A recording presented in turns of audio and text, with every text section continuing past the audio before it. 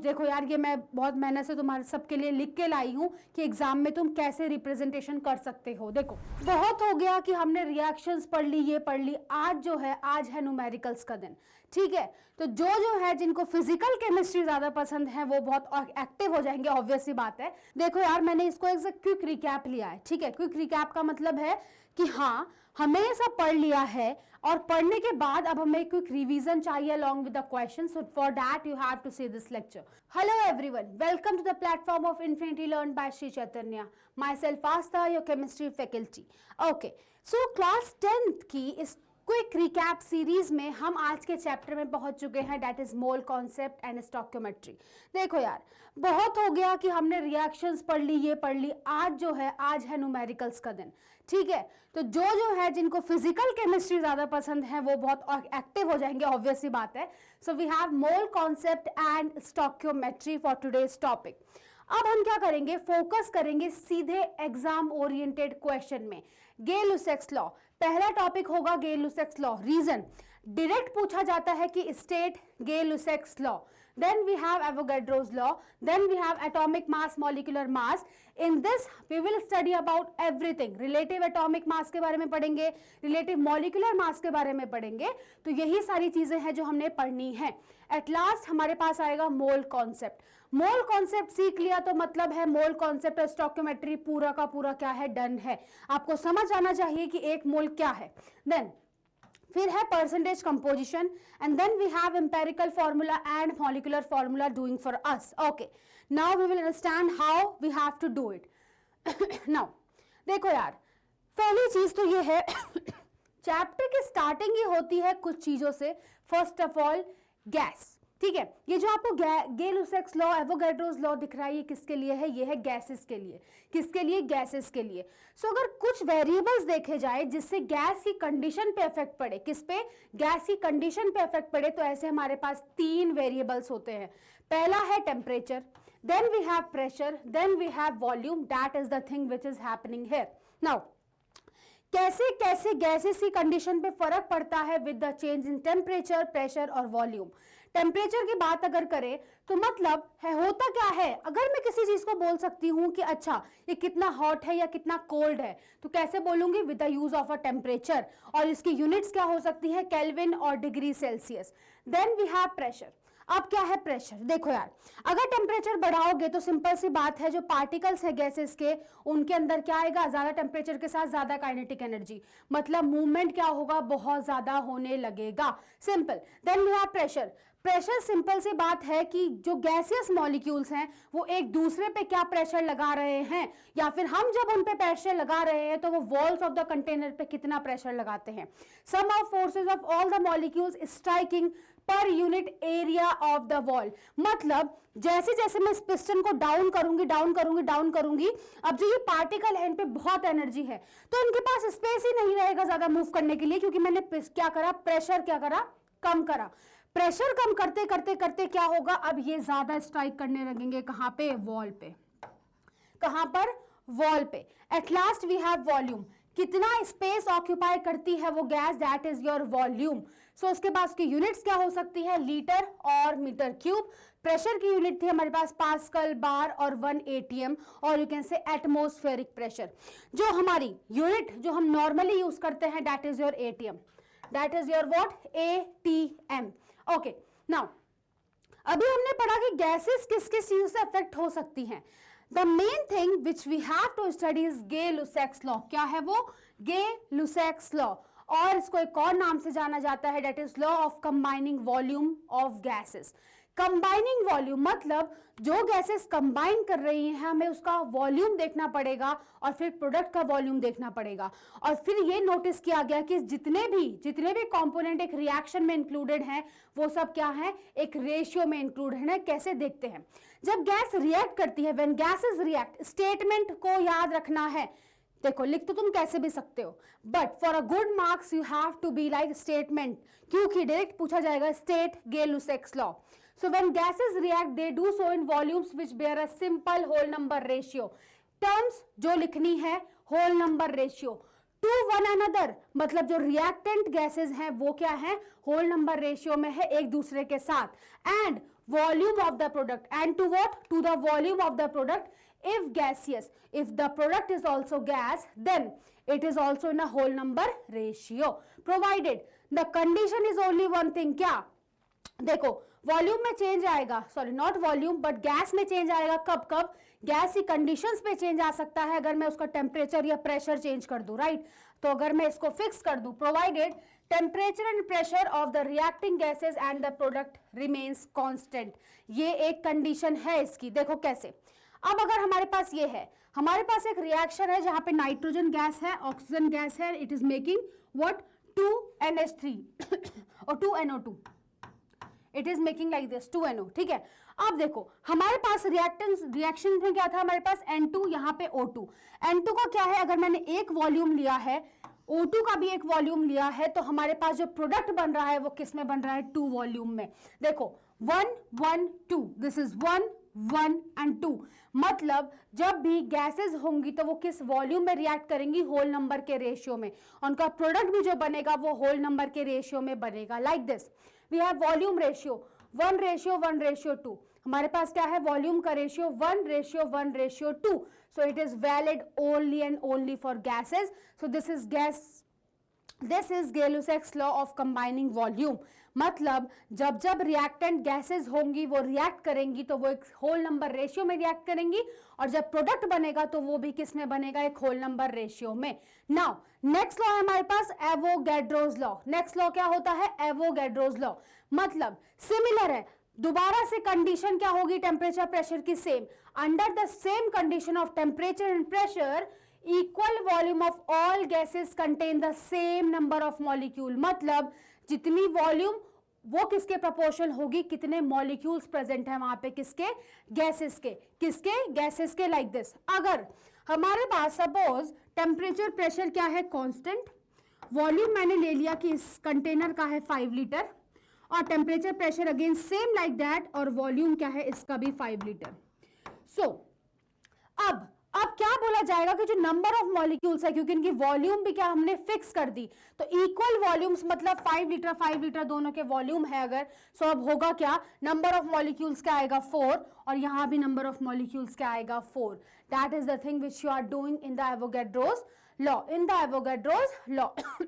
So this is the explanation of Avogadro's law, that under the same condition of temperature and pressure equal volume of all gases will contain the same number of molecules। मतलब जो भी volume है आपका gases का directly proportional होगा capital N के। What is capital N here? Number of molecules, number of molecules, right. अब देखो एक चीज और हो सकती है क्या, अगर मैं कंपैरिजन करूं, मान लो यहाँ पे V1 वॉल्यूम है, मान लो कोई भी V1 वॉल्यूम हो गई, ये तो मैंने रेफरेंस के लिए ले लिया कि दोनों में सेम वॉल्यूम है कि 5 लीटर 5 लीटर, हो सकता है अलग हो। तो देखो V1 है, V1 डायरेक्टली प्रोपोर्शनल है, या तो ये मानो कि इसको ऐसे भी लिखा जा सकता है कि V इज इक्वल्स टू कोई कांस्टेंट ले लो Kn। So V by N जो है मतलब volume by number of molecules is equals to a constant that is K। तो यहाँ पे जो ये K है वो हमने एज अ क्या लिया है? कांस्टेंट। बहुत सिंपल है, एज अ कांस्टेंट लिया है। सो मतलब क्या होगा? V1 upon N1 is equals to V2 upon N2, right. ये हो जाएगा क्योंकि दोनों वैल्यूज किसके बराबर होंगी? कांस्टेंट के बराबर। सो मतलब V अपॉन N किसके बराबर हो गया? K के। सो जहां पे भी हमारे पास इक्वल वॉल्यूम्स होंगी, सो V1 बाय N1 किसके बराबर हो जाएगा? V2 बाय N2 के। अब देखो volume of gases are converted, हम ऐसा क्यों करते हैं? देखो टेम्परेचर एंड प्रेशर हम बार बार बोल रहे कि फिक्स कर दो। अब ऐसी कंडीशन आई कि हमने मान लिया कि यही होता है स्टैंडर्ड टेम्परेचर और प्रेशर। देखो वॉल्यूम ऑफ गैसेस हमें पता है किसके साथ चेंज होता है? टेम्परेचर और प्रेशर के साथ चेंज होता है। सो हेंस हमें एक स्टैंडर्ड वैल्यू यूज करनी पड़ेगी टेम्परेचर और प्रेशर की, इस चूजन कैसे? ताकि हम गैसियस वॉल्यूम को रेफर कर सके। सो हमने वो स्टैंडर्ड टेम्परेचर और प्रेशर क्या लिया? फिक्स कर दिया कि स्टैंडर्ड टेम्परेचर है 0 degree Celsius, that is 273 kelvin. उसके बाद है standard pressure, that is 760 mmHg, or you can say 76 centimeter of Hg, and it is equals to 1 atm pressure। ये किसके बराबर हो जाएगा? 1 atm pressure. So basically standard temperature की अगर बात की जाए तो 0 डिग्री सेल्सियस एंड प्रेशर हो जाएगा 1 atm. So this is the condition of standard temperature pressure that is known as STP. अभी आपको इसकी सिग्निफिकेंस भी समझ आएगी कि क्यों हम इसको इतना फोकस कर रहे हैं. क्यों? अब हमने क्या करा, हमने फिक्स कर दिया कि ये टेम्परेचर है, ये प्रेशर है. सो हम अब ये फिक्स कर देंगे कि इस टेम्परेचर और इस प्रेशर में कितना वॉल्यूम क्या हो सकता है, गैसेस ऑक्यूपाई कर सकती हैं. क्यों? क्योंकि वॉल्यूम तो चेंज होगा नहीं, क्योंकि हमने टेम्परेचर और प्रेशर को फिक्स कर चुका है. अब इसके बारे में हम पढ़ेंगे. अभी तक बस ये ध्यान रखो कि एसटीपी कंडीशन क्या होती है, 0 डिग्री सेल्सियस और 1 atm प्रेशर. अब देखो एटॉमिक मास और मॉलिक्यूलर मास. देखो एक क्विक रिकैप है, हमें क्विकली मूव करना है ताकि हम ज्यादा फोकस कर सके किस पे, क्वेश्चनिंग पार्ट पे. देखो एटॉमिक मास, एटॉमिक मास है तो हम एक्सप्रेस करेंगे इसको किस में, AMU. That is AMU. AMU क्या होता है, एटॉमिक मास यूनिट. रीजन क्या है, देखो यार, जब एटम के मास की बात होती है ना, हमें पता है वो ड्यू टू प्रोटॉन और न्यूट्रॉन होता है. ठीक है. अब ग्राम से इनका मास क्या होता है, बहुत ही कम, 10⁻⁻27 में होता है, राइट. -27 kgs में होता है, ग्राम में करोगे तो -24 हो जाएगा. सो इतनी छोटी क्वांटिटी है कि हम उसे मेजर नहीं कर सकते. सो फॉर दैट हमें एक नई यूनिट लानी पड़ी, दैट इज योर AMU. वो क्या होता है, AMU. अब जब हम एक नई यूनिट लाए तो इसका मतलब हमें एक और चीज की जरूरत थी, क्या, अब ऐसा क्या एलिमेंट ले जिससे हम उसे कंपेयर कर सके. सो हमारे लिए यूज हुआ कार्बन 12. वाई कार्बन 12 एटम का यूज किया गया, ओनली वन रीजन, क्योंकि अगर कार्बन के आप आइसोटोप्स देखेंगे तो उनमें से जो कार्बन 12 है, जो कार्बन 12 है वो क्या है, सबसे ज्यादा स्टेबल और सबसे ज्यादा अबेंडेंटली फॉर्म होता है. मतलब सबसे ज्यादा परसेंटेज में कहा, हमारे एटमॉस्फेयर में पाया जाता है between all the carbons. That is why we take it as a reference, that is carbon 12 atom. ठीक है. सो हमारे पास क्या है, 1 AMU किसके बराबर होता है, 1/12 of the mass of carbon 12 atom. Mass of what, carbon 12 atom. So 1/12 multiplied by mass of 1 carbon 12 atom, like this. देखो अब एक कार्बन 12 एटम का अगर मास है, 12 एटम है ना, एक कार्बन है, एक कार्बन 12 एटम है, दिस इज 1 C12 एटम. सो इसका मास हो जाएगा 12 AMU. अब क्यों, क्योंकि AMU होता क्या है, 1/12 of mass of 1 carbon 12 atom. So मतलब हो क्या रहा है, तुम कार्बन को बेसिकली क्या कर रहे हो, पार्ट्स में डिवाइड कर रहे हो. कितने पार्ट्स में, 12 पार्ट्स में, तब जाके एक AMU बन रहा है. अगर ये 12 AMU था तो 12 AMU किसके बराबर होगा, 12 multiplied by, simple 12 identical part है हमारे पास किसके, C12 AMU. So 12 multiplied by 1 AMU करोगे तो तुम्हारे पास आएगा. मतलब सिंपल है कि 1 AMU क्या है, 1/12 of mass of 1 carbon 12 atom. Simple. तो 12 मल्टीप्लाइड बाय क्या हो जाएगा हमारे पास, 1 AMU हो सकता है. मतलब मैंने एक जो 12 AMU था, एक कार्बन एटम को 12 आइडेंटिकल पार्ट्स में क्या कर दिया, डिवाइड. सो 12 आइडेंटिकल पार्ट्स किसके, कार्बन 12 एटम के. सो मास ऑफ एन एटम, एक एटम का मास expressed in AMU is known as atomic mass. जहां पे मॉलिक्यूलर मास की बात होगी, अब ये सारे मॉलिक्यूल बनता किससे, कॉम्बिनेशन ऑफ एटम. सो इन सारे एटम्स का क्या करोगे, मास को क्या करोगे, एड ऑन करोगे, तो तुम्हारे पास क्या आएगा, आंसर आ जाएगा, दैट इज H2. अब देखो हाइड्रोजन का एटॉमिक मास होता है 1U. सो उसका मॉलिक्यूलर मास क्या होगा, H2 का 2 multiplied bye atomic mass of hydrogen, मतलब 1U. So that is 2U. So that is how you can find out the molecular mass. अब जैसे इसका है, कार्बन का क्या होता है 12, U is for AMU. Along with that we have what, oxygen का 2 मल्टीप्लाइड बाय 16U, राइट. तो अब आंसर क्या आ जाएगा, 44U. So this is how you find out the molecular mass of a molecule. मतलब सिंपल है, mass of an atom in AMU is atomic mass and mass of a molecule in AMU is a molecular mass.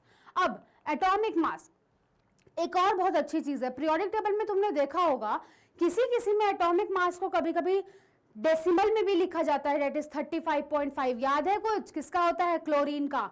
Y, क्योंकि कुछ element जो है वो अपने isotopic form में exist करते हैं. What do you mean by isotope?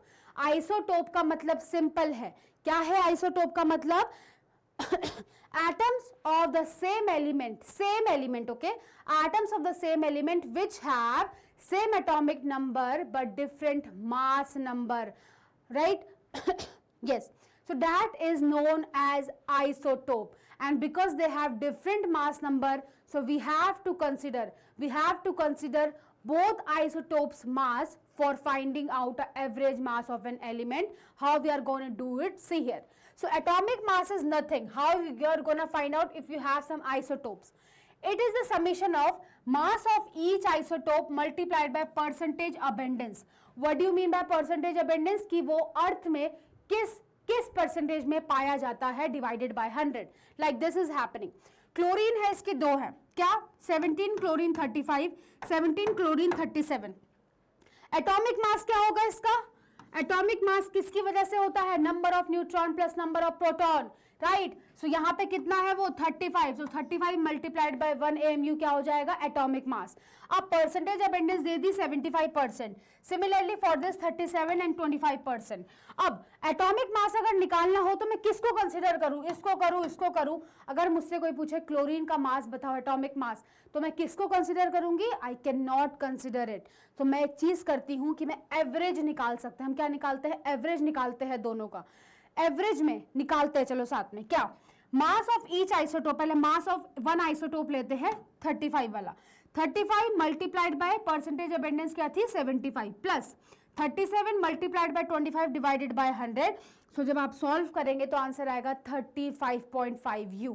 So chlorine का जो मास होता है एटॉमिक मास, आप उसको लेते हैं 35.5 U. अब एक और चीज है, ध्यान रखना. क्या? क्लोरीन की अगर मैं बात करूं तो आपको दिखेगा कि जो ये मास आ रहा है एवरेज एटॉमिक मास, वो ज्यादा किसके पास आ रहा है? 35 के. रीजन है क्योंकि उसकी परसेंटेज अबेंडेंस ज्यादा है. सो अगर कोई भी आइसोटोप आपको दे और आपको कभी एमसीक्यूज में पूछ ले, लेकिन आप पे इतना टाइम नहीं बचा है कि आप क्या करो, उसे पूरा सॉल्व करो. सो एक चीज ध्यान रखना, जिस भी आइसोटोप का परसेंटेज अबेंडेंस ज्यादा होगा, उसका एवरेज एटॉमिक मास किसके पास आएगा? एवरेज एटॉमिक मास भी उसी आइसोटोप के पास आएगा. अब क्योंकि 35 वाला आइसोटोप है, उसकी परसेंटेज अबेंडेंस 75% है, that is why atomic mass जो आया वो भी किसके पास आया है? हमारे पास 35 वाले आइसोटोप के पास. Now we have two differences. Atomic mass और मॉलिक्यूलर मास में ही दो और चीजें होती हैं, रिलेटिव एटॉमिक मास, ग्राम एटॉमिक मास. देखो यार, मैंने इसको एक क्विक रिकैप लिया है, ठीक है. क्विक रिकैप का मतलब है कि हाँ, हमने ये सब पढ़ लिया है और पढ़ने के बाद अब हमें क्विक रिवीजन चाहिए along with the question. So for that you have to see this lecture. अब देखो हमारे पास क्या है? रिलेटिव एटॉमिक मास. टर्म में ही रिलेटिव है. रिलेटिव मतलब क्या? किसी और से कंपैरिजन करेगा हमेशा. क्या करेगा? किसी और से कंपैरिजन हमेशा. सो रिलेटिव एटॉमिक मास होता है mass of an atom divided by 1 AMU, मतलब 1/12 of mass of 1 carbon 12 atom. Basically I am comparing किसी भी एक एलिमेंट का mass with the carbon 12 atom. That is it. That is the relative atomic मास. कि एक atom in comparison of what? Carbon. In comparison of carbon 12 isotope कितना ज्यादा heavier है. सो ऐसे में होता क्या है? Relative atomic mass, mass of an atom divided by 1/12 of mass of 1 carbon 12 atom. मतलब मास बाय मास है तो क्या होगी? कोई यूनिट होगी? नहीं. सो रिलेटिव एटॉमिक मास की यूनिट नहीं होती. सो हाइड्रोजन का मास आता है 1 रिलेटिव, कार्बन का 12, ऑक्सीजन का 16. अब कुछ देखा लग रहा है क्या? टर्म सेम है क्या? मैग्नीट्यूड दोनों का सेम है, एटॉमिक मास का भी और रिलेटिव एटॉमिक मास का भी. बट एटॉमिक मास में आपके पास क्या होता है? याद है? यू. क्या होती है? Unit. That is AMU. But यहां पे आपके पास यूनिट नहीं होगी, आपको ये ध्यान रखना है. Then we have gram atomic mass. Mass of an atom और you can say mass of, simple है भाई, mass of 6.022 into 10⁻23 number of atoms. Number of atoms in grams is known as gram atomic mass. अभी धीरे धीरे आपको समझ आएगा कि मैंने यही टर्म क्यों लिखी है. सो हमारे पास क्या है? Mass of 6.022 23 number of atoms in grams is gram atomic mass. अब देखो न्यूमेरिकली सब कुछ सेम है, बस यूनिट चेंज होगी। हाइड्रोजन का मास क्या आएगा 1 gram, atomic mass 1 u, relative 1, carbon का 12 ग्राम, ऑक्सीजन का 16 ग्राम। नाउ नेक्स्ट थिंग है molecular mass, same like atomic mass, right, atomic mass. अब मॉलिक्यूलर मास में क्या होता है, सारे एटम का सम कर दो, मतलब एटॉमिक मासेस का सम कर दो। सो हमारे पास क्या है मॉलिक्यूलर मास। सो पहली चीज है रिलेटिव मॉलिक्यूलर मास, फिर से वही चीज कंपैरिजन हो रहा है, फिर से वही चीज कंपैरिजन करो, जैसे कि H2 है। अब H2 को क्या हो जाएगा relative 2 multiplied by 1, right, that only, right? So that is the thing happening here कि H2 का mass of one molecule, mass of one molecule, एक molecule जो है वो कितना heavier है, so that is our relative molecular mass। इसमें भी क्या होगा, यूनिट नहीं होगी, बट ग्राम molecular mass क्या होगा, simple, mass of 6.02 number of molecules, क्या number of molecules expressed in grams, this is your gram molecular mass। ये क्या होता है, ग्राम मॉलिक्यूलर मास होता है, आपको ध्यान रखना है। वैसे आप यूनिट से भी समझ जाएंगे, यहाँ पे एक नोट बना रखा है, रिलेटिव एटॉमिक मास और मॉलिक्यूलर मास की कोई यूनिट नहीं होती, because it is a comparison. अब जब रिलेटिव पढ़ ही रहे हैं तो एक और पढ़ लेते हैं, क्या रिलेटिव मॉलिक्यूलर मास जो हमने पढ़ा उसका रिलेशन एक और टर्म के साथ, दैट इज वेपर डेंसिटी, और रिलेटिव वेपर डेंसिटी भी बोल सकते हो। सो vapour density is nothing but density of a gas, okay, density of a gas or a vapor with respect to the density of what, hydrogen, with respect to the density of hydrogen gas, that is H2। देखो, so निकालने का एक तरीका है, vapour density, mass of volume V, ठीक है, जो भी हमारे पास गैस दी है, जितनी भी वॉल्यूम की दी है उसका मास क्या है, so mass of volume V of the gas at a particular temperature and pressure divided by what, mass of volume V of hydrogen gas under similar temperature and pressure. तो ये हो क्या रहा है, हम कंपेयर कर रहे हैं किसको, mass of V volume of the gas now with respect to what, hydrogen gas की। मतलब ये क्या होगा, सिंपल है, मतलब ये क्या हो सकता है, रिलेटिव मॉलिक्यूलर मास। क्या है ये, रिलेटिव। तो मतलब अब मास of volume V of hydrogen gas, hydrogen gas का नॉर्मली हम मॉलिक्यूलर मास क्या लेते हैं 2, मॉलिक्यूलर मास क्या लेते हैं 2, so the formula becomes 2 multiplied by vapor density is equals to relative। क्यों, क्योंकि ये जो है ये फाइंड आउट किया जा रहा है with respect to hydrogen, so it becomes relative molecular mass. और अब रिलेटिव आ जाएगा तो मॉलिक्यूलर मास में तो आपको सिर्फ एक क्या लगना है, या तो U या तो G, बस दैट्स इट। मैग्नीट्यूड सबका सेम है बट टर्म्स का मीनिंग अलग है, that is the fact you have to remember. So 2 multiplied by vapor density is equals to relative molecular mass, या ऐसे याद रखो कि vapor density is equals to molecular mass upon 2, that is the thing। Now अब आते हैं most important questions vapour density पे। देखो हमारे पास क्या है 2025 का question, a gas cylinder can hold 150 gram of hydrogen, कितना 150 ग्राम हाइड्रोजन दे रखा है under certain condition of temperature and pressure, okay, then it is told that if an identical cylinder means what, उनकी वॉल्यूम भी same कर दी, identical cylinder with the same capacity means volume same हो गई, can hold 450 gram of gas, वो कितना hold करेगा 450 gram of gas. जी, गैस क्या है जी, under the same condition of temperature and pressure, तो वेपर डेंसिटी निकालो गैस जी की। कितना सिंपल क्वेश्चन है, कैसे, वेपर डेंसिटी याद है क्या था formula, mass of volume V, right, volume same है तो मास क्या है, उतनी वॉल्यूम में उस गैस का मास क्या है हमारे पास, पहले लिखो उस गैस का, that is gas G, 450 gram divided by क्या है हाइड्रोजन का 150 ग्राम। सो जस्ट सॉल्व करेंगे, यहां से आंसर क्या आएगा 3। सो वेपर डेंसिटी क्या है गैस जी की 3 है। अब मॉलिक्यूलर वेट के लिए क्या करोगे, देखो क्वेश्चन देखो, मॉलिक्यूलर वेट पूछा है, मॉलिक्यूलर वेट इसका मतलब किस में आएगा, या तो आंसर किस में आएगा, U में आएगा, ठीक है। सो हमारे पास अगर मॉलिक्यूलर वेट की बात की जाए,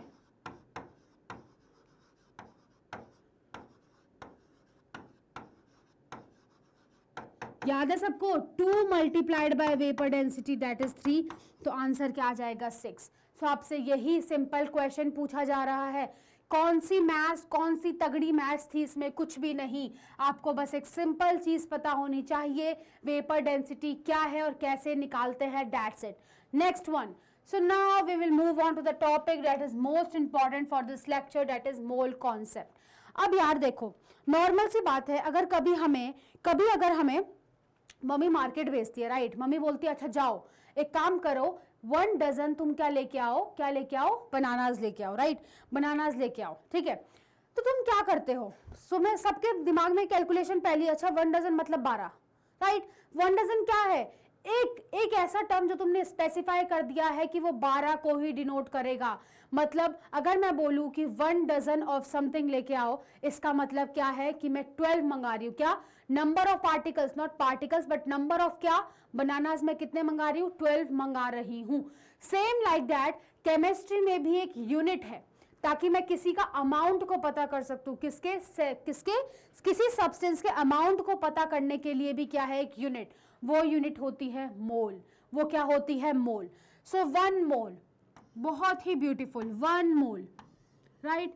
सो 1 मोल का मतलब होता है कितने नंबर ऑफ पार्टिकल्स प्रेजेंट हैं, कितने नंबर ऑफ पार्टिकल्स प्रेजेंट है इन 1 atom of carbon 12। Okay, so that is your 1 मोल। सो कितने नंबर ऑफ पार्टिकल्स निकलते हैं? 6.022 × 10⁻23, दैट इज इक्वल्स टू 1 मोल। किसके बराबर है? 1 मोल के। और इसी को जाना जाता है with a term that is known as Na, और इसे बोला जाता है एवोगैड्रो नंबर। इसे क्या बोला जाता है? Avogadro's number. सिंपल, मतलब 1 मोल को हमने फिक्स कर दिया। 1 मोल का मतलब है एवोगैड्रो नंबर। एवोगैड्रो नंबर का क्या मतलब है? 6.022 × 10⁻23 नंबर ऑफ पार्टिकल्स। पार्टिकल्स का मतलब है वो एटम्स हो सकता है, मॉलिक्यूल हो सकता है, आयन हो सकता है। 1 मोल का मतलब कहीं भी ले जाओ, उसका मतलब है एवोगैड्रो नंबर, मतलब इतने पार्टिकल्स होंगे। अगर मैं बोलूं 1 मोल ऑफ क्या है? कैल्शियम एटम है। कैल्शियम एटम कैल्शियम एटम का 1 मोल का मतलब क्या है? उसमें कितने एटम होंगे कैल्शियम के? 6.022 × 10⁻23। अगर मैं बोलूं, बताओ, अगर मेरे पास 1 मोल ऑफ H2O है, H2O क्या है? एक मॉलिक्यूल।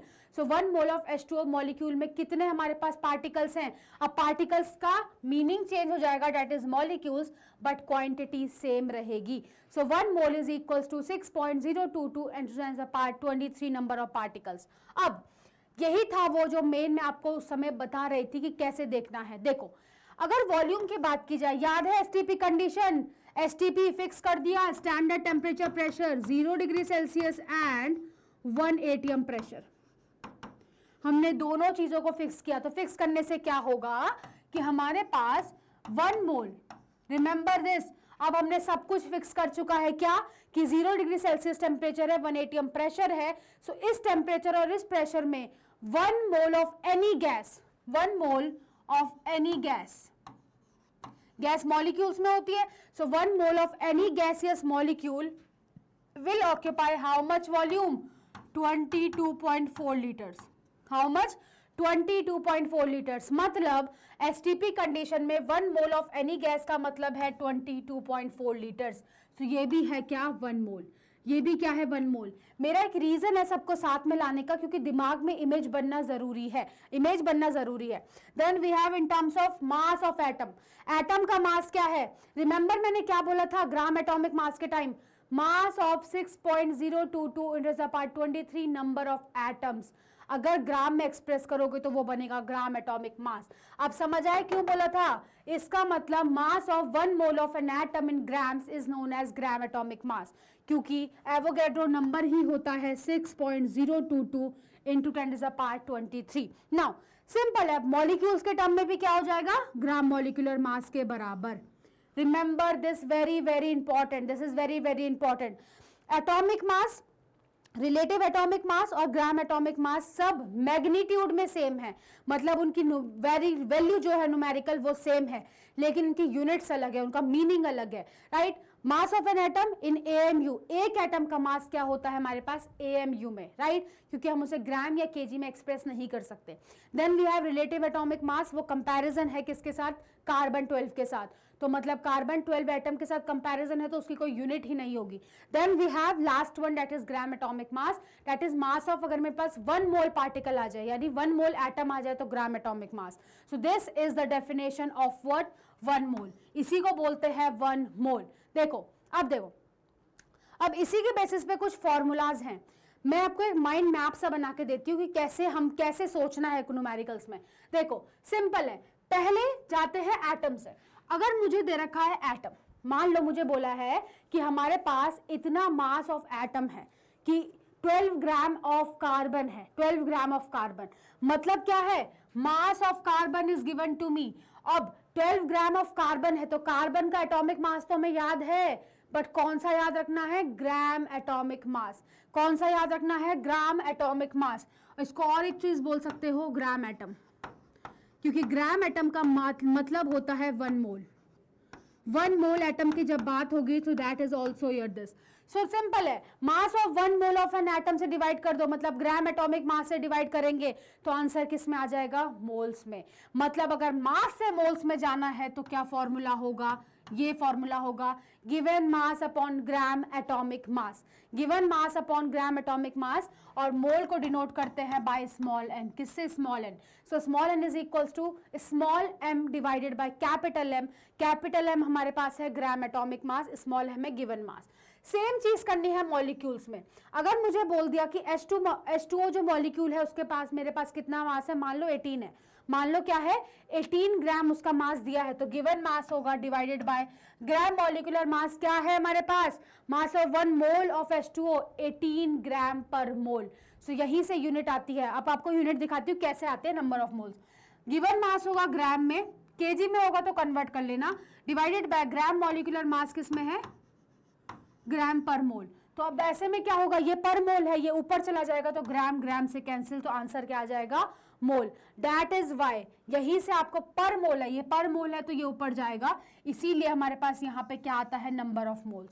नाउ अब अगर पार्टिकल्स मुझे दे दोगे तो पार्टिकल्स और मोल के बीच में एक ही रिलेशन है, एक ही चीज उन्हें कनेक्ट करती है, क्या, एवोगैड्रो नंबर। 1 मोल का मतलब है Avogadro number of particle.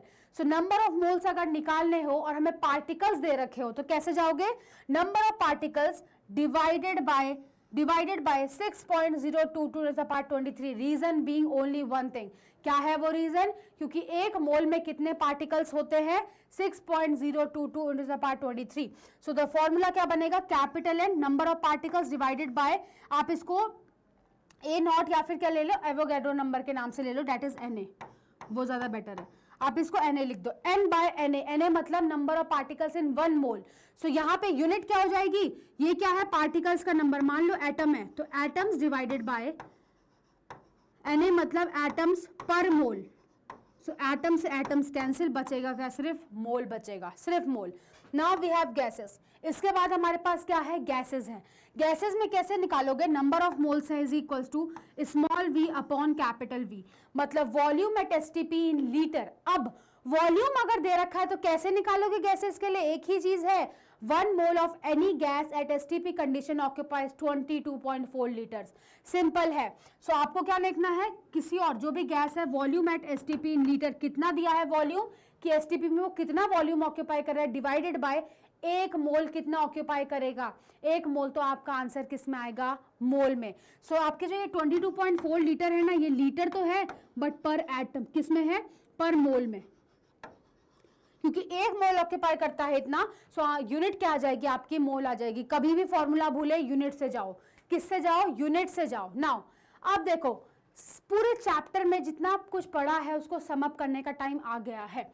Arriving at what, अगर मुझे फॉर्मूला निकालना हो किसी अननोन कंपाउंड का, मोस्ट फेवरेट आईसीएससी का क्वेश्चन है, कंफर्म है क्वेश्चन, एक ना एक तो आएगा। देखो अगर मुझे फॉर्मूला निकालना हो किसी अननोन कंपाउंड का, मुझे नहीं पता फॉर्मूला क्या है, बट मुझे कुछ चीजें गिवन होंगी। क्या चीजें गिवन होंगी, पहली चीज देखते हैं, एलिमेंटल एनालिसिस। पहले बोलेंगे कि कौन कौन से एलिमेंट प्रेजेंट है, पहली चीज कौन कौन से एलिमेंट्स प्रेजेंट है।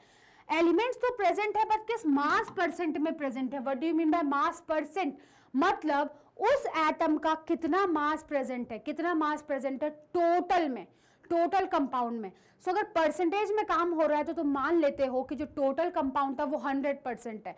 सो 100% में से उस पर्टिकुलर एटम की कितनी परसेंटेज है वो आपको लिखनी है। Then we have empirical formula. उसके बाद क्या आता है, एम्पेरिकल फॉर्मूला। अब इंपेरिकल फॉर्मूला अभी पढ़ेंगे, then we have at last molecular formula, और ये है हमारी डेस्टिनेशन कि हम एक अननोन कंपाउंड का मॉलिक्यूलर फॉर्मूला निकाल चुके हैं, मॉलिक्यूलर फॉर्मूला निकाल चुके हैं। देखो कैसे, पहले पढ़ते हैं मास परसेंट के बारे में, और यू कैन से परसेंटेज कंपोजिशन, मतलब हर एक एलिमेंट की क्या परसेंटेज है पूरे कंपाउंड में। सो परसेंटेज बाय मास, ये होता क्या है, बाय मास है of each element in a compound. By mass हर एक एलिमेंट कितना प्रेजेंट है, that is your percentage composition. कैसे निकालना है, देखो, it is equals to mass of the element divided by total mass of the compound. Compound का total mass क्या है, मल्टीप्लाइड बाय 100%। यहां से मैं बोल सकती हूं कि 100% तो पूरा था, उस पूरे में से कितना अमाउंट में मेरे पास, कितना परसेंटेज में क्या प्रेजेंट है, एक particular atom, that is your percentage composition. अब देखो, अब हमारे पास फॉर्मूलाज हैं दो टाइप के, इंपेरिकल और मॉलिक्यूलर। इंपेरिकल फॉर्मूला सिंपल है, वेरी सिंपल। दो डिफरेंट एलिमेंट किस सिंपल होल नंबर रेशियो में कंबाइन कर सकते हैं, that is your empirical formula. एक मॉलिक्यूल अगर तुम्हारे पास क्या है, प्रेजेंट है, एक मॉलिक्यूल प्रेजेंट है, उस मॉलिक्यूल के अंदर जितने भी एलिमेंट्स है वो किस सिंपल होल नंबर रेशियो में कंबाइन करेंगे, that is your empirical formula. वो क्या होता है, इंपेरिकल फॉर्मूला। वो आपको ये नहीं बताएगा कि उसमें एक्चुअल नंबर ऑफ एटम्स कितने हैं, उसके लिए आपको जाना पड़ेगा मॉलिक्यूलर फॉर्मूला में। कैसे, मॉलिक्यूलर फॉर्मूला होता है जहां पे आपको एक्चुअल नंबर ऑफ एटम्स का पता चले, क्या कि एक मॉलिक्यूल एक्चुअली कितने नंबर ऑफ एटम से मिलकर बनता है। सो लाइक दिस, सो एक मॉलिक्यूल में एक्चुअल नंबर ऑफ एटम्स कितने प्रेजेंट है, that you have to no.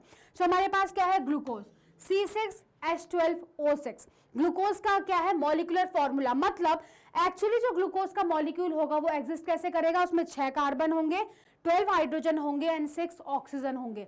But empirical formula क्या आ जाएगा, एक कार्बन है, 2 हाइड्रोजन और 1 oxygen. So that is the basic difference between empirical formula और मॉलिक्यूलर फॉर्मूला। देखो, बेसिकली आप ये बोल सकते हो कि इंपेरिकल फॉर्मूला कुछ नहीं है, इंपेरिकल फॉर्मूला मॉलिक्यूलर फॉर्मूला की क्या है, छोटी छोटी यूनिट। मतलब मैं इंपेरिकल फॉर्मूला को कितनी बार रिपीट करूं कि मुझे मॉलिक्यूलर फॉर्मूला मिल जाए, क्या मिल जाए, मॉलिक्यूलर फॉर्मूला मिल जाए। So that is why you can find out the number of empirical formula units. Number of what, empirical formula units. कैसे, देखो, अगर मेरे पास ग्लूकोज का इंपेरिकल फॉर्मूला आ रहा है CH2O, अगर ग्लूकोज का इंपेरिकल फॉर्मूला आ रहा था CH2O, राइट, मॉलिक्यूलर फॉर्मूला क्या है, C6, मतलब 6 कार्बन चाहिए, तो अगर मैं इसको मल्टीप्लाई कर दूं विद 6, मल्टीप्लाई कर दूं तो क्या होगा, मतलब क्या है, ये तो एक इंपेरिकल फॉर्मूला यूनिट है, एक यूनिट। अब इससे मॉलिक्यूलर फॉर्मूला में अगर जाना है तो मुझे क्या करना पड़ेगा, इस यूनिट को 6 बार क्या करना पड़ेगा, रिपीट करना पड़ेगा, तब जाके मैं कहां पहुंचूंगी, मॉलिक्यूलर फॉर्मूला में। कैसे, CH2O है, मल्टीप्लाई करो 6 के साथ, तो C6H12 और O6 बन जाएगा। सो this is nothing, this 6 is nothing but number of empirical formula unit, number of empirical formula unit.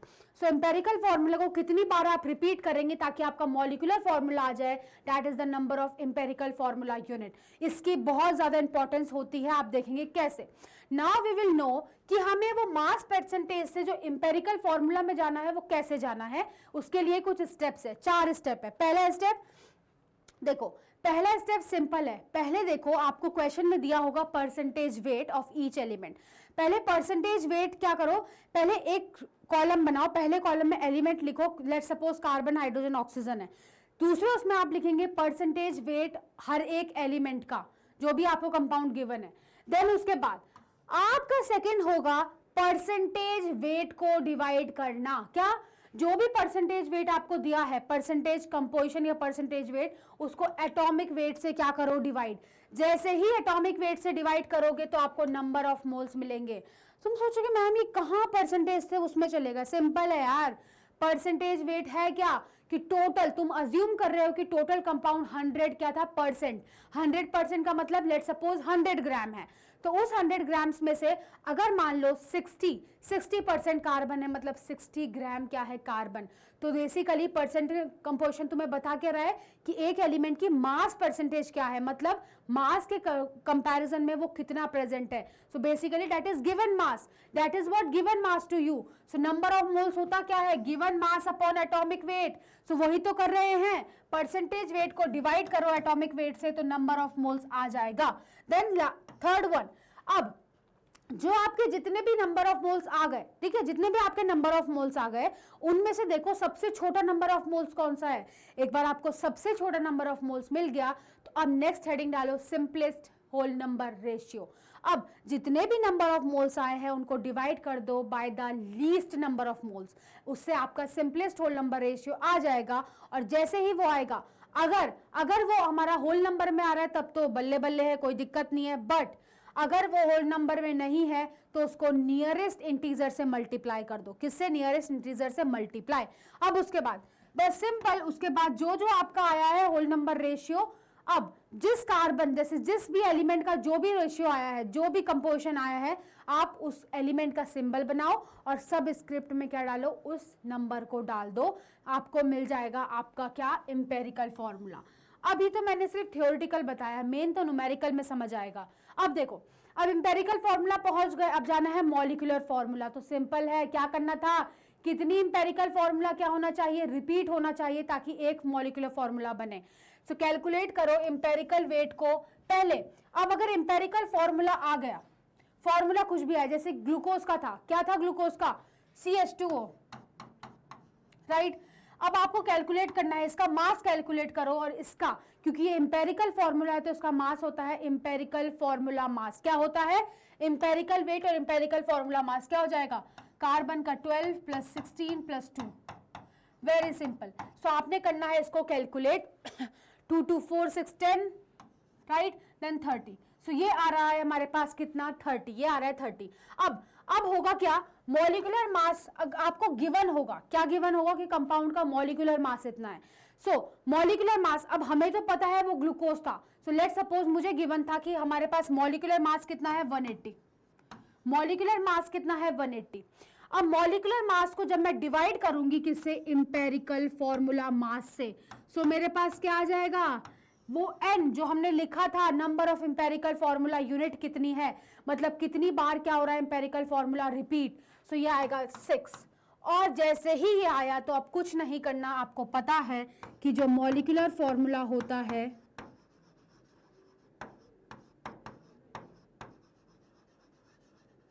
वो किसके बराबर होगा, n multiplied by empirical formula. Boss बहुत सिंपल, बहुत सिंपल। मॉलिक्यूलर फॉर्मूला किसके बराबर, n multiplied by empirical formula. So यहां से n की वैल्यू क्या है, 6, एम्पेरिकल फॉर्मूला क्या था, CH2O, इसको मल्टीप्लाई करेंगे तो मॉलिक्यूलर फॉर्मूला आ जाएगा C6H12O6, जो कि क्या है, ग्लूकोज का मॉलिक्यूलर फॉर्मूला। सो ये थी जर्नी एम्पेरिकल फॉर्मूला से मॉलिक्यूलर मास की। अब करते हैं न्यूमेरिकल। अब आते हैं numerical, chapter is finished, we are gonna focus on numerical now. देखो ऑर्गेनिक कंपाउंड है, अब क्वेश्चन कैसा पूछ, देखो यार ये मैं बहुत मेहनत से तुम्हारे सबके लिए लिख के लाई हूं कि एग्जाम में तुम कैसे रिप्रेजेंटेशन कर सकते हो। देखो हमें दिया गया है कि कोई भी एक ऑर्गेनिक कंपाउंड है X, हमें नहीं पता है क्या है, कंटेन्स, उसमें क्या क्या है, कार्बन, ऑक्सीजन और हाइड्रोजन, ठीक है, ओनली परसेंटेज दे दिया किसका, कार्बन का और हाइड्रोजन का, ऑक्सीजन का नहीं है, कार्बन का है इतना, ऑक्सीजन का है इतना। अब क्या दिया है, relative molecular mass of X is 76, देखो कोई यूनिट नहीं है, ये रिलेटिव है। अगर मॉलिक्यूलर वेट की बात की जाए तो मॉलिक्यूलर वेट कितना होगा, उसमें क्या यूनिट आ जाएगी आपकी, या तो U या तो ग्राम। नाउ देखो अब क्या पूछा है, फाइंड द एम्पेरिकल फॉर्मूला और मॉलिक्यूलर फॉर्मूला पूछा है कि X जो कंपाउंड है उसका एम्पेरिकल और मॉलिक्यूलर फॉर्मूला निकालो। पहले सबसे पहले देखो कंपाउंड X में एलिमेंट क्या क्या है, सो एलिमेंट हेडिंग डालो, लिखो carbon, hydrogen, oxygen, done. Second में आ जाओ, पहले लिखो परसेंटेज वेट ताकि मिसमैच ना हो। सो कार्बन का क्या है 47.4, हाइड्रोजन का क्या है 10.5 और ऑक्सीजन का कैसे निकालोगे टोटल 100 कंसिडर कर रहे हो तो 100 में से माइनस कर दोगे किसका percentage of carbon plus percentage of hydrogen. So आपका आंसर आएगा 42.5%। अब जैसे ही परसेंटेज पता है तो अब नंबर ऑफ क्या निकालना था, मोल्स। कैसे? परसेंटेज लिखो उस कंपोनेंट की, एलिमेंट की, कार्बन की, divided by atomic weight of carbon जो कि है 12। सो आंसर क्या आएगा 3.95। अब हाइड्रोजन का 10.5 डिवाइडेड बाय 1, हाइड्रोजन का एटॉमिक वेट होता है 1, सो ये इतना ही आएगा। ऑक्सीजन का 42.5 डिवाइडेड बाय 16, सो आया 2.65। अब आते हैं नेक्स्ट पे, सिंपलेस्ट होल नंबर रेशियो। कैसे निकालोगे? पहले देखो नंबर ऑफ मोल सबसे कम किसका है। अच्छा इसका है मैम, ऑक्सीजन का 2.65।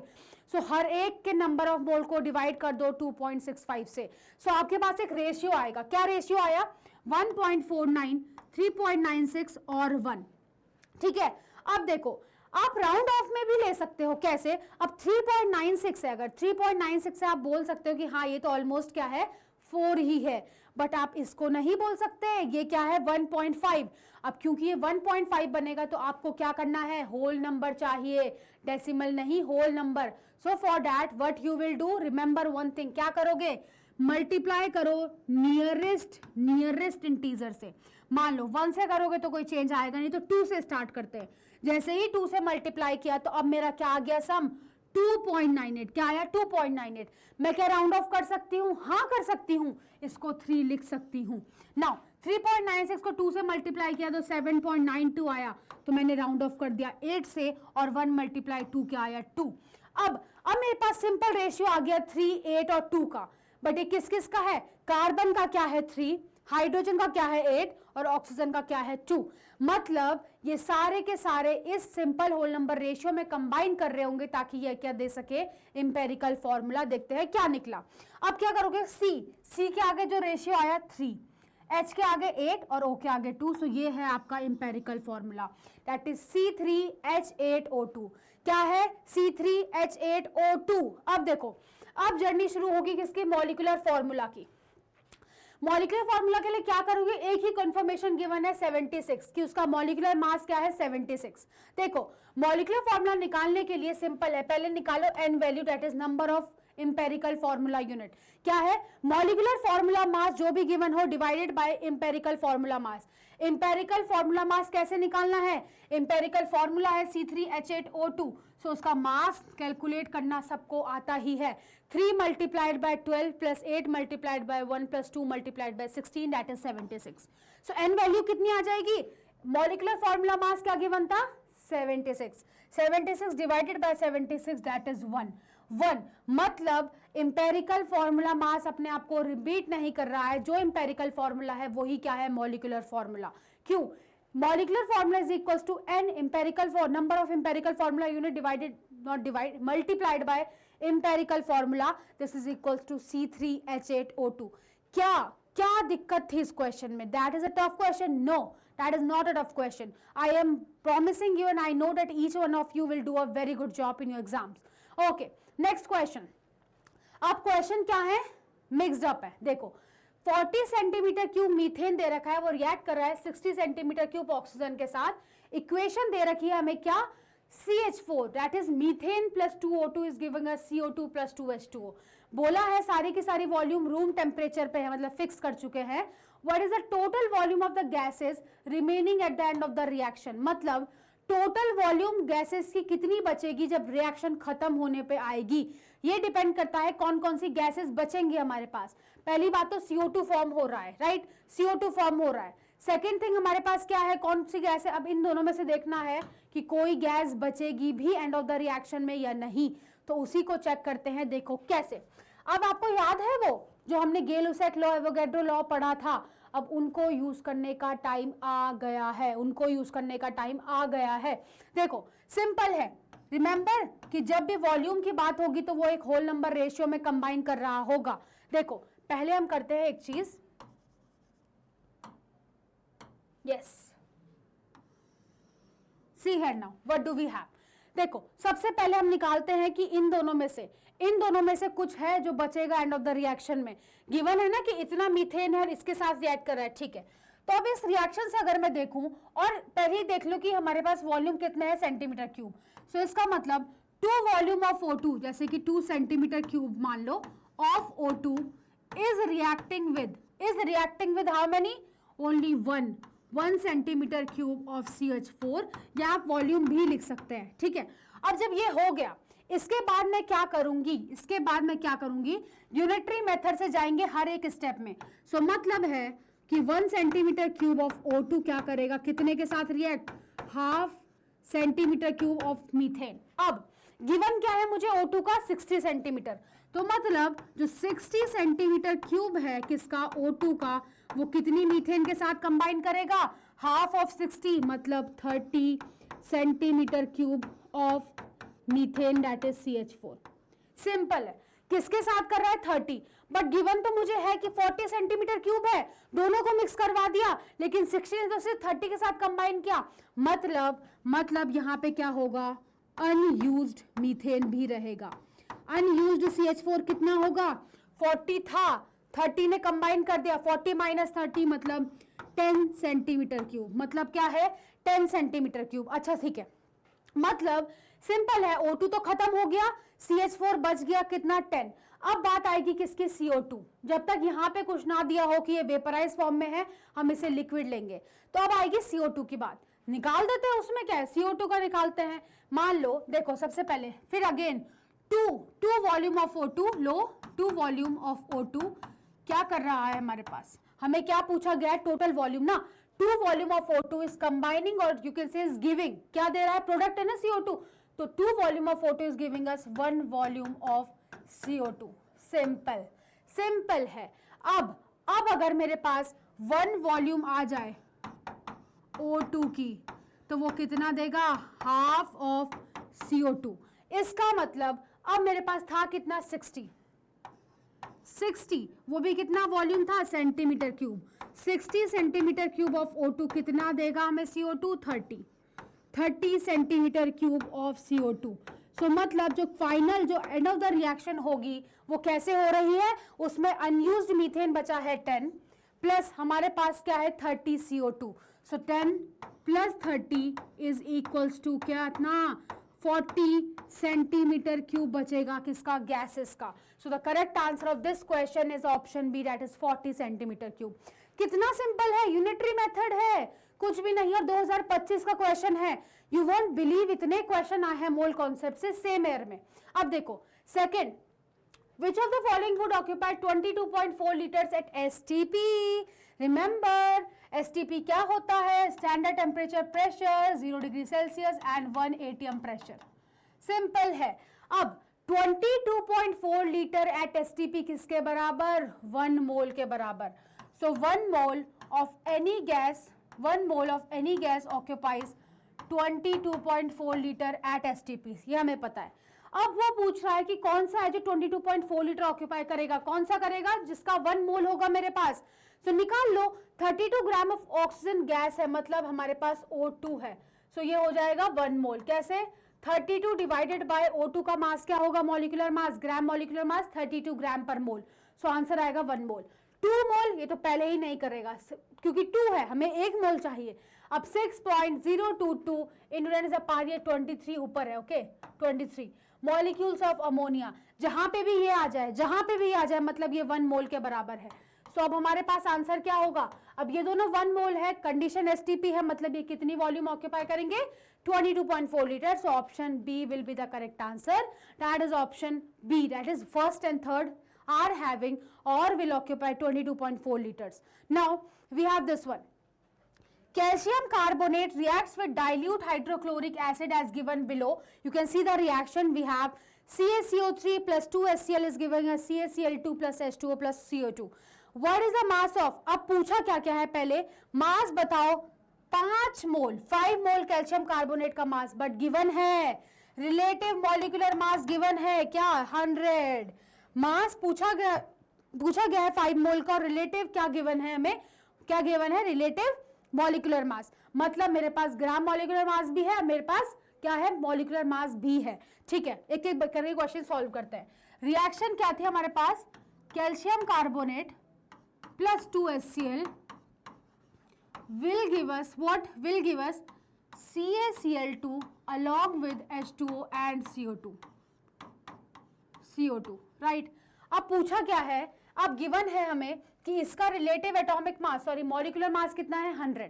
पहला क्वेश्चन क्या है, पहला क्वेश्चन क्या था, मास क्या है 5 मोल कैल्शियम कार्बोनेट का। वेरी सिंपल, मास निकालना है, क्या निकालना है, मास किससे निकालना है, मोल से। मास और मोल का एक ही रिलेशन है, number of moles is equals to given mass divided by gram molecular weight और gram molar mass. Now number of moles कितना गिवन है मुझे 5 इज इक्वल्स टू क्या है, गिवन मास मुझे निकालना है कि कैल्शियम कार्बोनेट के 5 मोल का मास कितना होगा divided by, ma'am gram molecular wait तो गिवन ही नहीं है, रिलेटिव तो गिवन है ना। क्या होता है याद है, मैग्नीट्यूड सेम है, न्यूमेरिकली वैल्यू सेम होगी, बस यूनिट होगी किसकी, ग्राम की। सो ये क्या है 100 gram per mole, right, and this is in mole. So जब मल्टीप्लाई करोगे तो आपके पास जो मास आएगा that is equals to 500 gram. So पहला क्वेश्चन हमारा क्या हुआ, सॉल्व हो गया। पहला क्वेश्चन में मास है 500 gram. Then is option B. B option में क्या पूछा गया हमसे, how many mole of HCl will react with 5 mole. 5 mole HCl के साथ, नो 5 मोल कैल्शियम कार्बोनेट के साथ कितना HCl रिएक्ट करेगा, वेरी सिंपल, 1 मोल यूनिटरी मेथड लगाओ बस। 1 मोल कैल्शियम कार्बोनेट किसके साथ रिएक्ट कर रहा है, 2 मोल HCl के साथ, राइट। अगर मेरे पास इसका 5 मोल है तो ये किसके साथ रिएक्ट करेगा, 10 मोल ऑफ HCl। आंसर आ गया, वेरी सिंपल, आंसर आपके सामने है। ऑप्शन सी क्या है, what is the volume of carbon dioxide. अब कार्बन डाइऑक्साइड कितनी लिबरेट हुई उसी कंडीशन पे, सिंपल है, अगर एक कैल्शियम कार्बोनेट है या 1 वॉल्यूम ऑफ कैल्शियम कार्बोनेट है सो वो एक ही वॉल्यूम किसकी दे रहा है, CO2 की।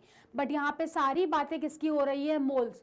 क्या मैं मोल से वॉल्यूम में जा सकती हूँ, हाँ जा सकती हूँ। तो बस मुझे निकालना है कि CO2 का कितना मोल्स बन रहा है, किसका, CO2 का कितना मोल्स बन रहा है, that you have to find out. और आंसर आ जाएगा कि volume of CO2 liberated at STP at the same time.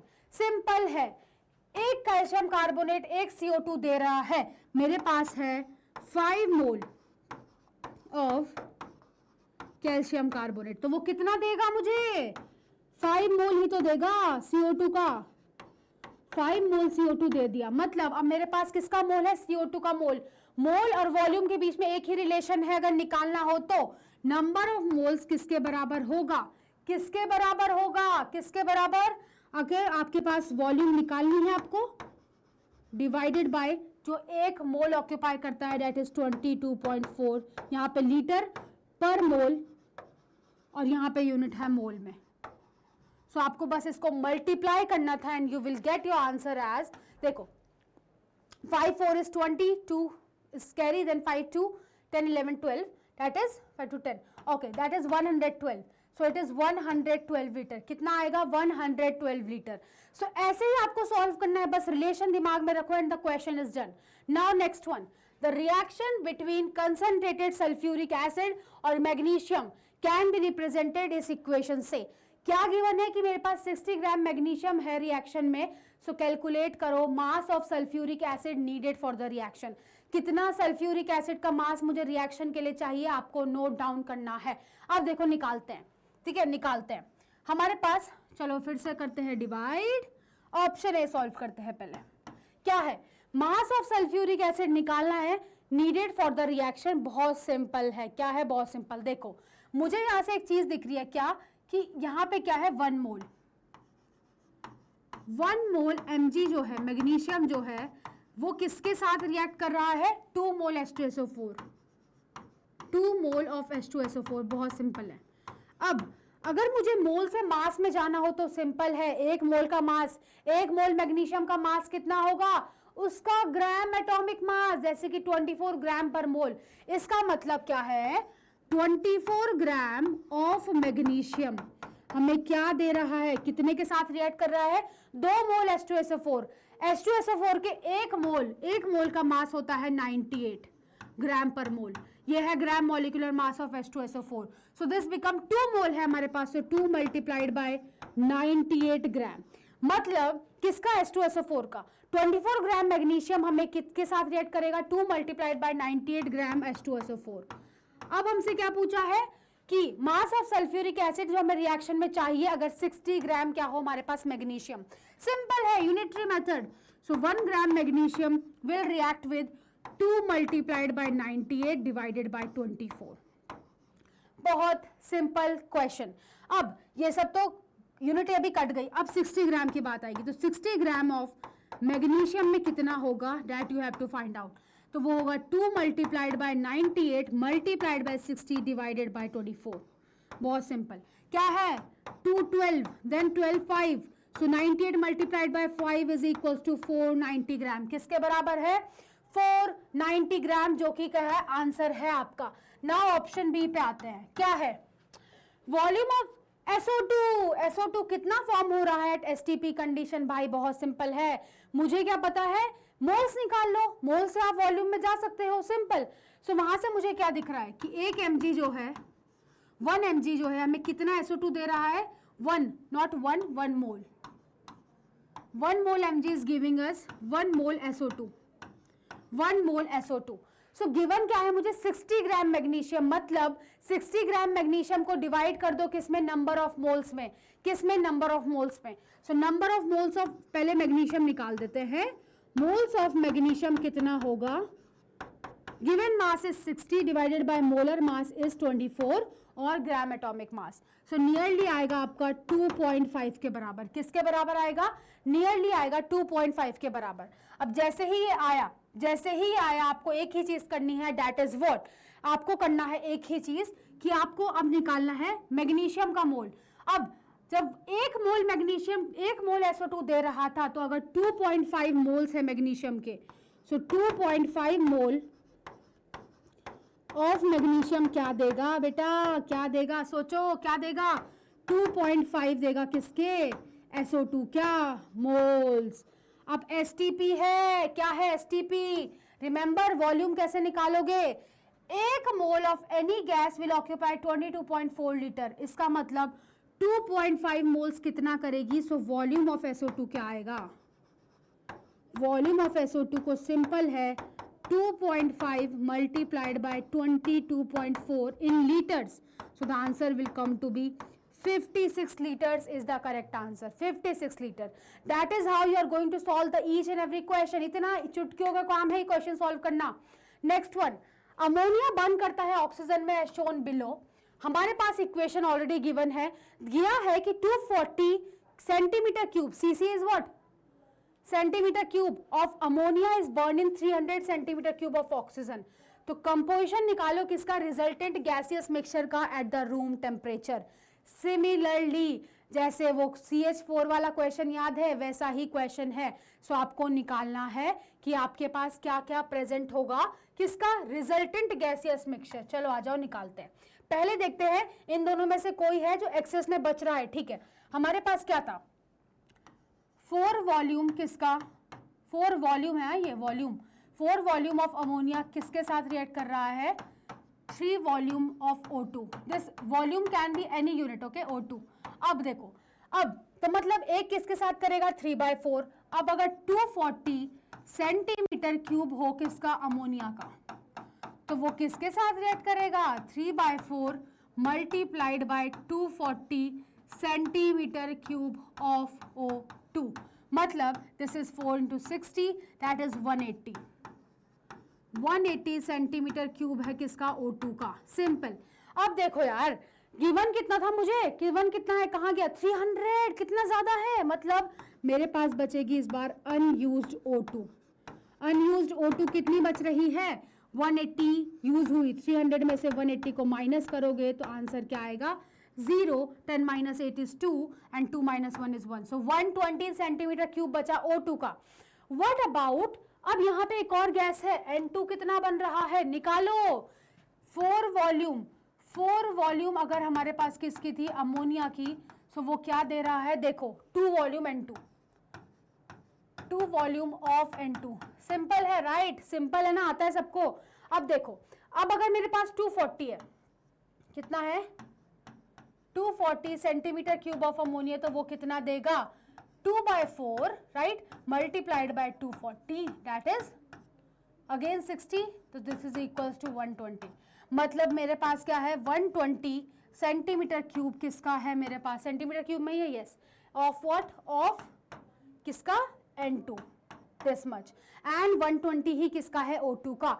So total जो गैसियस मिक्सचर बनेगा लास्ट में उसमें 120 सेंटीमीटर क्यूब होगा O2 और 120 होगा N2। Now seventh question is vapour density of CH3OH, this is nothing but methanol. बस vapour density पूछी है, कुछ भी नहीं है क्वेश्चन में। पता है तुम्हें वेपर डेंसिटी निकालने का तरीका क्या होता है। अब इसका क्या करोगे, vapour density is equals to, पहले मॉलिक्यूलर वेट निकालो, एटॉमिक वेट गिवन है निकाल सकते हो। कार्बन इज 12, हाइड्रोजन कितने हैं 3 राइट, 3 नहीं 4 है, सो 4 multiplied by 1 plus 16, simple 16 4 is 20, 20 plus 12 is 32। So molecular weight divided by what 2, this is 16, so vapor density is equals to option C that is 16। Simple question है और repeated time concept और pattern क्या है repeated है। Next one, okay so we have this question, solve the following numerical problem. Again ethane burns in oxygen according to the chemical equation this one, ठीक है burn हो गया। If 80 ml ethane दे रखा है और उसको 300 ml ऑक्सीजन में burn किया गया तो कंपोजिशन निकालो रिजल्टेंट गैस। ओ तीसरी बार सेम क्वेश्चन रिपीट हो रहा है, आपको अगेन सॉल्व करना है। आ जाओ साथ में करते हैं। कैसे, मीथेन क्या है, इथेन क्या है C2H6, तो मतलब अगर मैं देखूं कि 2, अब हमें यूनिट देखो ml में है तो ml ले लो, 2 ml किसका दे रखा है C2H6 का, रिएक्ट कर रहा है कितने के साथ 7O2 के साथ, 7 ml O2 के साथ, ठीक है। अब अगर 80 ml दिया गया है, कितना 80 ml दिया गया है इथेन का, सो वो रिएक्ट करेगा 7/2 मल्टीप्लाइड बाय 80 ml O2, मतलब 240 जा 7 4 जा 28, then we have 280 ml of O2। Given कितना था, गिवन कितना है देखो 300, मतलब यहाँ पे कुछ O2 है जो क्या बचेगी unused, that is 300 minus what 280, that means 20 ml बची O2 की, सिर्फ 20 ml O2 का बचा है, ठीक है। अब देखते हैं क्या हमारे पास CO2 भी तो फॉर्म हो रहा है, चलो देख लेते हैं। अगर मैं लूं 2 ml लूं किसका of C2H6 that is ethane, so बन रहा है 4 ml किसका CO2 का, सिंपल राइट। सो मतलब अगर मेरे पास 80 ml है राइट इथेन का, तो कितना बनेगा 4/2 multiplied by 80, that is 40, 4 4 16, that means 160 ml किसका CO2 का, सिंपल वेरी सिंपल। यहाँ पे है 20 ml O2, वहां पे बचा 160 ml CO2, दैट्स इट। यही तरीका है क्वेश्चंस करने का। Now 9th question, empirical formula of an organic compound is this one, relative molecular mass given है, मॉलिक्यूलर फॉर्मूला भाई मॉलिक्यूलर फॉर्मूला निकालना है, गिवन है molecular mass of what, molecular mass दे रखा है हमें, और क्या दे रखा है हमें इंपेरिकल फॉर्मूला। पहले निकालो number of empirical formula unit, मतलब n, n का मतलब है मॉलिक्यूलर फॉर्मूला मास कितना है 168 डिवाइडेड बाय इंपेरिकल फॉर्मूला है CHCl2, मतलब निकालो, कैसे निकालोगे CHCl2 मास क्या आएगा इसका, इंपेरिकल फॉर्मूला मास सिंपल है, क्या आएगा सिंपल, कार्बन का होता है 12 plus 1 and plus 35.5 plus multiplied by 2 मतलब 71। So it is simple, we have what right 13 है यहाँ पे, so 3 plus 1 is 4 and 7 plus 1 is 84 मास आया एम्पेरिकल फॉर्मूला। सो डिवाइड कर दो दोनों को तो आंसर किस में आएगा, it is simply in 2, simple क्या है 2, सिंपल क्या आ रहा है 2। सो अगर मुझे मॉलिक्यूलर फॉर्मूला निकालना हो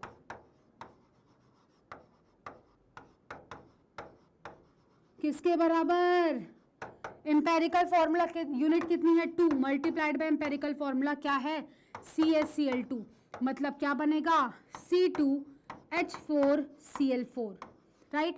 this is your what molecular formula C2H4 and at last Cl4। Now I think this is last question, again very good question. Percentage निकालनी है फॉस्फेट की in the fertiliser, super phosphate दे रखा है ये। Now correct to what, correct to 1 decimal point. Now this is the question. और पहला question करते हैं क्या, परसेंटेज निकालनी है फॉस्फेट, मतलब बेसिकली परसेंटेज ऑफ फॉस्फोरस पूछ रहा है तुमसे। कैसे निकालोगे, उसके लिए आपको पता होना चाहिए मास ऑफ ईच एलिमेंट, मतलब मास ऑफ जिस एलिमेंट का निकालोगे divided by mass of whole compound, mass of compound, तभी तो पता चलेगा उस पूरे कंपाउंड में कितना प्रेजेंट है, मल्टीप्लाइड बाय 100। सिंपल है। फॉस्फोरस का मास यहां पे से निकालते हैं। पहले इसका मास निकालते हैं। कैल्शियम कितना है 40, along with 2 multiplied to 4 hydrogen का। फॉस्फोरस का क्या है 31 होता है, multiplied by 2 that will be 62 plus 4 to 8 multiplied by 16, then we have 8 multiplied by 16, so as far as I know it will be 234। क्या आ जाएगा, नियरली 234। अब फॉस्फोरस कितना है हमने देख लिया, इसमें 62 है। कितना है मास 62, 62 divided by 234 multiplied by 100, that's it. बस परसेंटेज आ गई, नियरली आई थिंक सो 26.49% होगी इसकी परसेंटेज, दैट इज 26.5%। सिंपल है, कैलकुलेशन आप खुद से भी करेंगे, ये बात ध्यान रखना। ऑप्शन बी पे आते हैं। इंपेरिकल फॉर्मूला निकालो किसका, C8H18 है एक मॉलिक्यूल। मतलब सिंपल है, इंपेरिकल फॉर्मूला अगर मॉलिक्यूलर फॉर्मूला से निकालना हो पहले लिखो ऐसे 8:18। क्या मैं इसे किसी नंबर से ऐसे डिवाइड करूं कि ये सिंपलेस्ट नंबर में कन्वर्ट हो, हाँ, जैसे कि 2। अगर मैं इसे 2 से डिवाइड करूंगी तो ये आएगा 2 4 and 2 9। That means empirical formula becomes C4H9। Very simple, क्या बनेगा C4H9। सो ये ही है आपके क्वेश्चंस बेटा, कितने इजी हैं। सोचो अभी तक मैंने सिर्फ 2023 तक के PYQ लिए हैं, सोचो कितने क्वेश्चन है इसमें। सो अगर आपको मोल कॉन्सेप्ट पढ़ना है तो कुछ कॉन्सेप्ट्स है जो नहीं भूलने हैं, जैसे कि इंपेरिकल फॉर्मूला कभी नहीं भूलना, कैसे निकालना है, इंपेरिकल फॉर्मूला से मॉलिक्यूलर फॉर्मूला कैसे निकालना है, ये सब बातें नहीं भूलनी है। Okay, so like share and subscribe to our YouTube channel, that is Infinity Learn by Shri Chaitanya and Infinity Learn ICSE 9th and 10th। So this is very very important. Okay, हर एक क्विक रिकैप को देखो, because quick recap is mostly oriented towards the exam, that's it. हमेशा ध्यान रखना mole concept है, concept नहीं भूलोगे, concept नहीं भूलना है, क्योंकि मोल कॉन्सेप्ट में न्यूमेरिकल्स है। सो न्यूमेरिकल्स में नीडेड प्रैक्टिस, जितना प्रैक्टिस करोगे उतने ही आप जल्दी क्वेश्चन कर पाओगे, राइट। अब वेपर डेंसिटी मॉलिक्यूलर मास निकालना है, इसमें कितना टाइम लगेगा आपको, बस मल्टीप्लाई डिवीजन ही तो है। Then we have empirical formula molecular mass, जो इस चैप्टर की जान है, ऑल्दो इससे एक ना एक क्वेश्चन आ गई। और एक और बात, वो वाला क्वेश्चन याद है आपको जिसमें पूछा था कि रिजल्टेंट गैसेस मिक्सचर में कितना वॉल्यूम होगा, वो 3 बार रिपीट हुआ है, उसको करना मत भूलना एवरीवन, उसको करना मत भूलना। Okay, so then that is it for today. Be with us in the whole quick recap series. हर एक चैप्टर के साथ हम हर एक एक्साइटिंग चीज लेके आएंगे, ठीक है, और आपको 95% मार्क्स दिलाएंगे, that's it. Okay, so then that is it for today. Bye bye everyone, enjoy your day.